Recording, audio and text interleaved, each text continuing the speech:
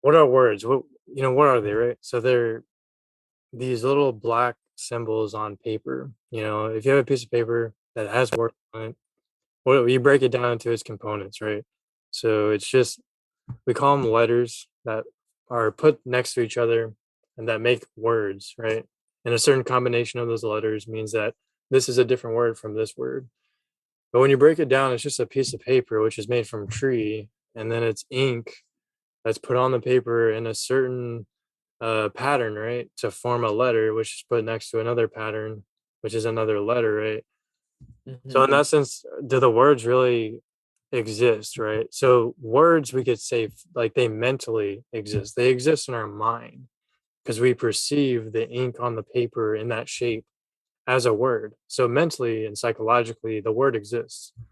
My argument is just that words don't physically exist, right? So because when you break it down, it's just ink, paper. If we're looking at my computer screen, it's just pixels being projected by various electronic mechanism. It's just an illusion. It's not really there. Can we say that wind exists, even though sometimes we can hear it, sometimes we can feel it? You see the dust flying, sometimes you can see it. It makes me think of that, like, too, like it's not something tangible that you can say, like, it's it exists, but it's there.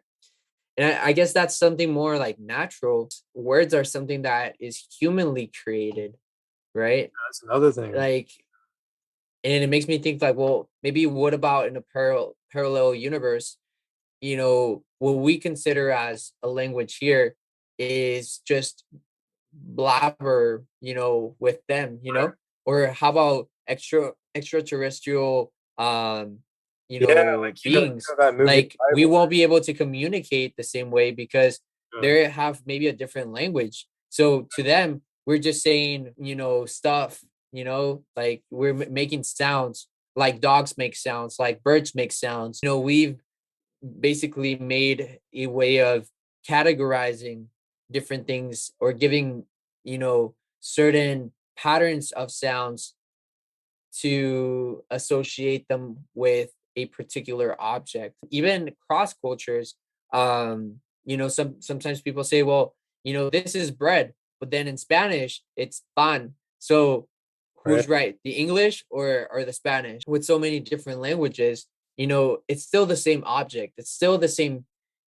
physical thing, but it just has a different name depending on the language. Have you seen that movie Arrival? With Yeah. the aliens. Yeah, yeah, yeah. Yeah, they had a circular language, And why did they Uh-huh. have that? Because their time was non-linear. Their time went forwards and backwards at the same time. So like their language was based on Mm.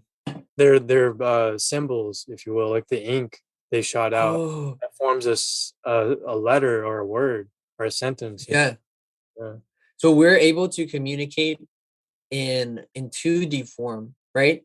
And Yeah. since they were in the fourth dimension, they could go Yeah, outside above or below time, then 3D. they could communicate through the three-dimensional world. Yeah, exactly. Yeah. Like you said, words are 2D. They're just ink on paper. They're pixels on a computer monitor.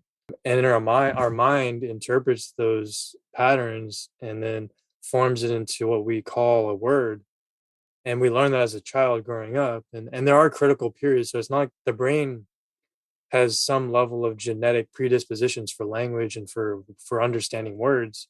But Yeah. once that critical period of development is passed, they say a child can no longer learn words like to read, Yeah. write, to speak. And that's actually been shown Yeah. with a child who was deprived of that. And she was never, Hmm. they tried so hard to get her to learn words, but they Yeah. barely could get her to learn anything. I've heard of that. Yeah, that they deprived her from, like, it was like the special case where somebody held her away from society or something. Yeah, exactly. Feral children, children who Yeah. grew up in the wild, same thing. Mhm. So, and when I think of it like that, it's like it seems like the words are mostly psychological. It doesn't mean they're not important, and it doesn't mean we can't use them as tools. Physically, do they really physically exist, or is what physically exists the ink and the paper? I guess that's the question. Yeah, yeah. That's It's a good question. Yeah, I mean, it makes me think like, right now that you were mentioning about the capacity to speak or communicate in 2D, right? Like written word and stuff like that. It makes me think like, well, are we capable of communicating in the fourth dimension?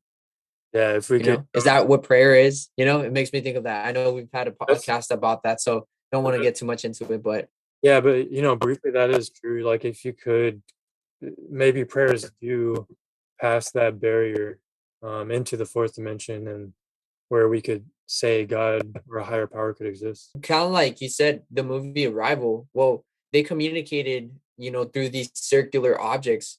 Well, do those circular objects exist? Maybe like you said, the pen and or the pencil and the paper do exist, Yeah, but even the words that we use to refer to them, do those exist?